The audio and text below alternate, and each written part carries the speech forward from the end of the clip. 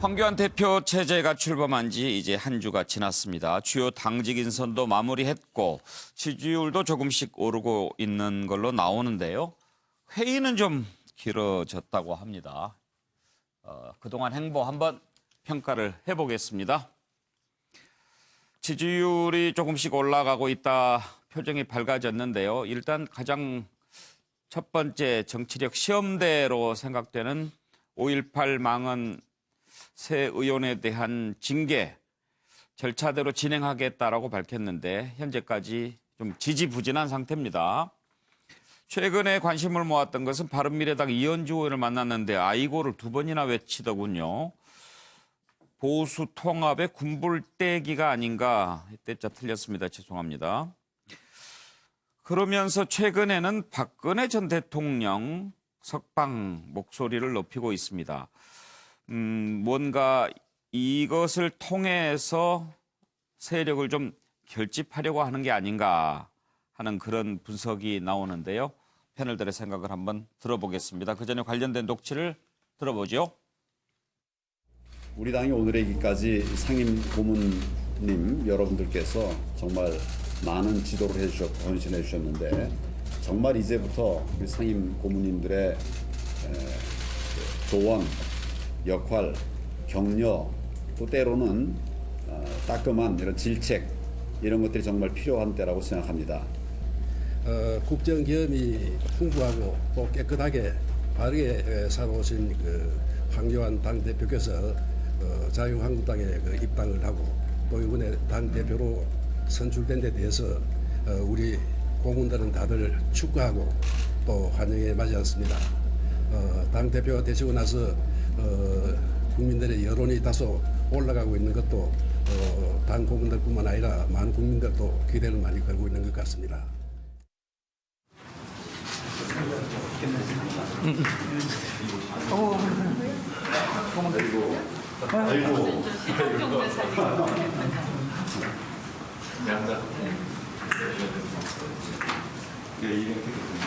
우리 이현주 의원님, 저하고 각별한 관계입니다.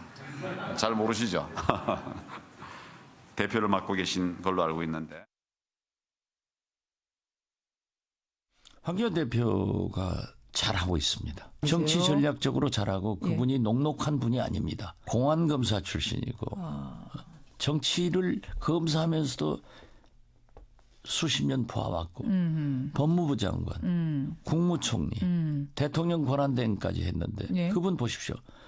권력력이 얼마나 강하냐면은 대통령 권한대행 하면서도 자기 시계 만들잖아요. 맞아요. 생각보다 잘하고 제가 그러한 반시대적 발언을 할 때도 황교안 전 총리는 무시하지 마라. 상당히 연습되고 숙달된 사람이다. 그래서 진보개혁 세력도 뭉치고 긴장해야 된다. 저는 그렇게 봅니다. 박지원 의원 발언하는 것이 정태근 의원 발언하는 거하고 좀 비슷한 것 같아요. 맨 처음에 칭찬하는 것 저를 너무 높게 평가해 주시는데요. 어떻게 평가하세요? 이제 2주째 되는데. 제가 여기 지금 그 숫자를 몇 개 썼는데요. 예. 62번, 18번, 63번, 47번. 뭐예요? 로또 번호도 아니고. 지금 앞에서 비공개, 앞에서 모두 발언이라고 그래가지고요. 카메라 있을 때 쭉 발언하는 거를 62분을 하고요. 실제 회의는 18분을 한답니다. 그러니까 그 황교안 총리 대표 들어온 다음에 여덟 차례 회의가 있었는데 저 63번은 뭐냐면 최고 중진 연석회의를 했는데 미세먼지 얘기를 63번 했답니다. 거기 참석자들 대표를 포함해가지고. 전부 포함해서? 핵 얘기를 47번 했답니다. 제가 이걸 왜 굳이 써놓냐면요. 한국 정치의 후진성이 어디서 드러나냐면 회의다운 회의를 할 줄을 모른다는 거예요. 정의당은 어떤지 모르겠습니다만 제가 모든 정당 유심히 보면은요. 일단 카메라가 들어와요. 최고위원회를 하든 원내대책회의를 하든 그러면 대표부터 시작해가지고 쭉 방향에 대해서 다 얘기를 해요. 그다음에 원내대표 얘기하고 그다음에 최고위원 얘기하고 이런 식이에요. 그러고 난 다음에 끝나고 나가지고 잠시 한 18분 정도 얘기한다는 거예요. 반대가 돼야 된다는 거죠. 기본적으로 1시간 정도 논의를 하고 거기에서 결론 나온 내용을 가지고 어떤 부분은 대표가 얘기하고 어떤 부분은 원내대표가 얘기하고 어떤 부분은 최고위원회가 얘기하고 이래야 맞는데 전혀 회의다운 회의를 못하고 있는 거예요. 기본적으로. 그래서 저는 이 한국 정당들의 이런 회의 방식 정말 뿌리 뽑아야 됩니다.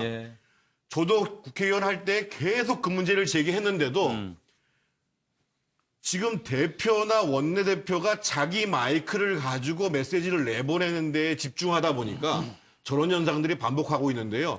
그러면 나중에 어떤 문제가 생기냐. 실제로 지혜를 모아서 총의를 모아서 위기를 대처하고자 할 때 그게 대처가 안 된다는 거예요. 그래서 지금은 대표를 맡은 초기니까 별 문제도 없이 그냥 슬렁슬렁 넘어가는지 모르겠습니다만 정말 중요한 시기에 있어서는 제대로 된 리더십, 이 최고위원회나 원내대책회의 리더십이 발휘되기 어려운 현상이 현실을 보여주고 있다. 이 점을 제가 지적합니다. 회의 긴 거 정말 아이고 회의가 길면 회의에 빠져요. 저건 회의도 아닙니다, 사실은. 그냥 돌아가면서 한마디씩 얘기하는 거예요. 그러니까요. 윤기찬 대변인 비대위 때는 한 30분씩 했다면서요? 길지 않았습니다. 근데 이렇게 길어졌어요. 뭐 이제 아무래도 조율 과정 아니겠습니까? 각자 어떤 생각이 있는지도 또 얘기해 봐야 되고 그런 과정에서 상대방에 대한 또 인식을 하게 되는 거죠. 아, 저분은 저런 생각 갖고 있구나. 그런 과정인 걸로 평가가 되고요. 저는 개인적으로 이건 제 개인적인 생각인데 황교안 대표는 지금 정치한 지 얼마 안 되셨기 때문에 모든 현안에 대해서 자기의 생각이 있을 거예요. 근데 지금 정치인을 오래 하신 분들은 사실 이념적 틀에서 바라보거든요. 진보적 성향인 분은 이렇게 해야 된다. 이렇게 보이는 게 아니고 이렇게 봐야 된다는 시각으로 보고요. 기납적인 방법으로 보게 되면 각 현안들에 대한 자기 생각들을 종합해 봤을 때 내가 과연 진보 성향인지 아니면 보수 성향인지 이렇게 판단돼야 되는 것인데 이 정치계가 국민의 생각을 사실은 양분해 놨어요. 그래서 이런 틀을 황 대표께서 아마 깨주시는 게 제 바람이다. 그래서 본인이 각 현안에 대한 생각을 솔직히 얘기를 해 주시고 그것들에 대한 평가는 올바로 받되 그것이 한국 정치의 그 후진적인 이 정치를 미래로 이끌어가는 하나의 길이 아닌가 이렇게 생각을 합니다. 박원석 의원은요? 먼저 아까 정의당 얘기를 하셔서 정의당은 그렇게 회의하지 않습니다. 저희는 본 회의가 굉장히 지나칠 정도로 길다 이 말씀을 좀 드리겠고요. 저는 사실은 전당대회 전후로 황교안 후보에서 대표가 되면서 조금은 좀 메시지라든지 행보가 좀 달라질 거를 기대를 했습니다. 그래서 혹시나 했었는데 최근에 한 일주일 행보를 보고는 역시나 달라진 게 없다 이런 느낌이 들고요. 전당대회 당시에 그 몇 가지 이제 화제가 됐었는데 굉장히 모호한 화법이 초반에는 화제가 됐었고 나중에는 이제 박근혜 전 대통령에 대한 탄핵을 부정하는 듯한 토론회에서 그런 발언을 해서 이제 그에 대한 질문이 집중됐고 또 태극기 부대 당내에서 여러 가지 전당대회 때 문제가 됐었는데 뭐 감싸야 된다 이런 입장을 취했어요. 근데 이건 이제 선거용이라고 봤었습니다. 그때만 하더라도 어쨌든 선거에 나온 후보고 득표와 당선이 최대의 목표이기 때문에 최대한 쟁점을 만들지 않으려고 하는 그런 이제 행보 아니냐. 근데 전당대회 이후에 각 당을 방문하셨는데 정의당에 와가지고 난데없이 드루킹 얘기를 꺼내면서 그 문제에 대해서 어떻게 대처하고 있느냐. 아니 그거는 뭐 언론을 찾아보시든가 하시면 되지. 그걸 뭐 정의당 대표한테 물어볼 문제도 아니고 드루킹 문제는 또 권 오해찬 의원 때문에 정의당으로서 굉장히 상처가 있는데 이분이 타인에 대한 어떤 공감 능력이나 소통 능력이 굉장히 떨어지는 분 아닌가 이런 느낌이 들고요. 최근 들어서 황교안 대표의 화법을 보면 여전히 당내에서 예민하거나 자유한국당이 곤혹스러운 문제에 대해서는 그런 고구마 10개 먹은 듯한 화법을 유지합니다. 5.18 문제가 대표적인데요. 어떻게 처리할 거냐? 절차대로 처리하겠다. 절차대로 처리해야지 절차대로 처리 안 하는 문제가 어디 있습니까? 하나만한 답변을 하시면서 대여 그 공세적인 메시지를 할 때는 굉장히 명료하고 공격적인 그런 단어들을 사용을 하세요. 그런 걸로 봤을 때 애초에 이분이 제기했던 통합이라든지 혹은 뭐 외연 확장이라든지 이런 건 거의 불가능해 보인다. 지금도 여전히 당대표 후보 황교안 시절에 그런 행보가 크게 달라지지 않았고 황교안 당대표 체제 하에서 보수가 과연 통합될 수 있을까? 혹은 지금 자유한국당이 현재대로 이 내년 총선을 맞이할 수 있을까? 이런 여러 가지 생각이 듭니다. 차재원 교수 평가를 들어볼 텐데 궁금해하는 시청자들이 계실 것 같아서 아까 황교안 대표가 이현주 의원 만나서 우리가 아주 특별한 사이다라고 했는데 사법연수원 사제지간이라고 예, 그러죠? 사제지간이라고 그럽니다. 예. 그러니까 한교안 그러니까 당시 검사가 그러니까 잠시 그러니까 사법연수원의 교수로 재직을 예. 할 때 당시 그때 그 사법연수원생이었던 이현주 의원을 가르쳤다고 그래요. 29기로. 예, 29기로 가르쳤다. 예. 그래서 각별한 사이라고 이야기를 했다고 합니다. 그런데 지금 이현주 의원이 지금 그러니까 민주당을 탈당해서 또 바른정당으로 갔다 미래당으로 가서 지금 또 바른미래당 상당히 거리를 두면서 다시 지금 자유한국당으로 오는 것이 아니냐. 그리고 뭐 특정 지역구가 지금 부산 지역구가 지금 거론될 정도로 몸하고 마음이 따로 예, 있는 뭐 것 같죠? 그런 이야기가 있기 때문에 아마 황 대표가 저렇게 이야기한 부분에 대해서 두 사람이 미리 무슨 교감이 있는 거 아닐까? 뭐 그런 예. 이야기도 벌써 나오는 아마 이유가 바로 거기 있는 것 같습니다. 예. 그런데 지금 한교안 그 대표에 대한 평가는 저는 아직 이러다고 봅니다. 뭐 2주밖에 안 됐기 때문에. 예. 그래서 지금 뭐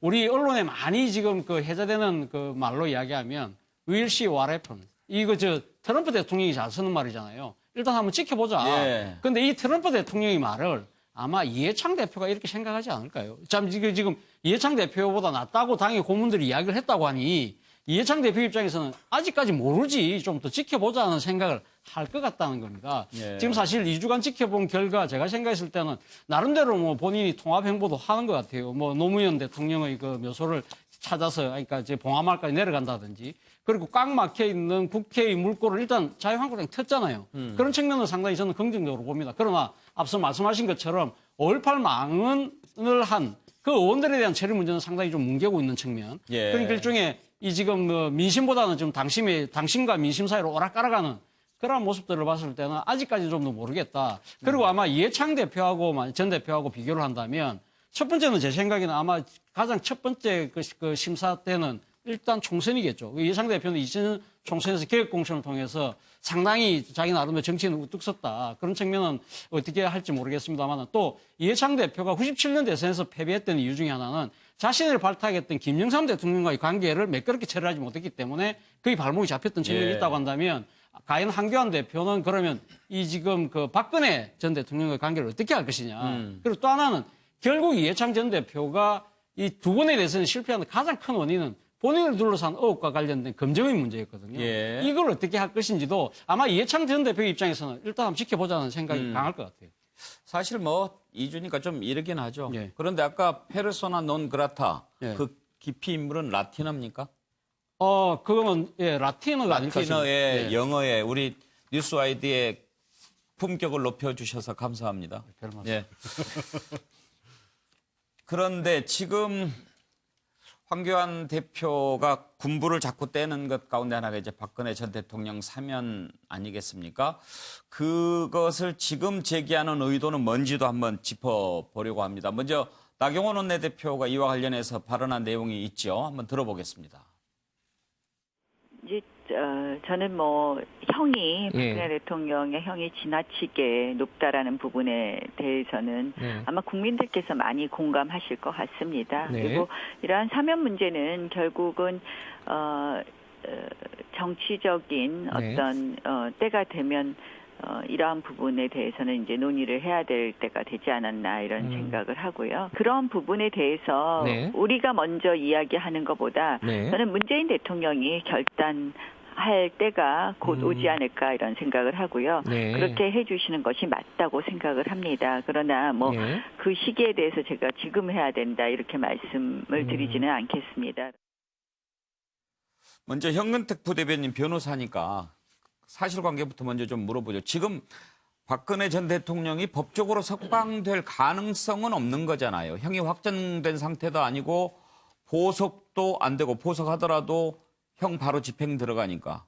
전혀 없는 건 아닙니다. 그러니까 확정된 형에 대해서는 형 집행정지를 하면 되고요. 구속 부분에 대해서는 보석을 하면 됩니다. 그래서 사실 불가능한 건 아닌데 그렇군요. 사실은 이제 현실 가능성은 없는데 아마 지금 뭐 황교안 대표나 나경원 원내대표가 다 뭐 판사 검사 출신이라 모르진 않을 거예요. 근데 어떤 게 있냐면 저는 약간 사법부 흔들기도 있다고 봅니다. 왜냐하면 지금 이제 대법원에 다 올라 있잖아요. 재판을 앞두고 있는 전원합치돼 있는데 판사들이 이런 생각을 하죠. 어차피 내가 이거 다 이렇게 연구해가지고 선고를 해도 이게 사면 될 거 아니야? 그러면 사실은 그 심리하는데 힘 빠지거든요.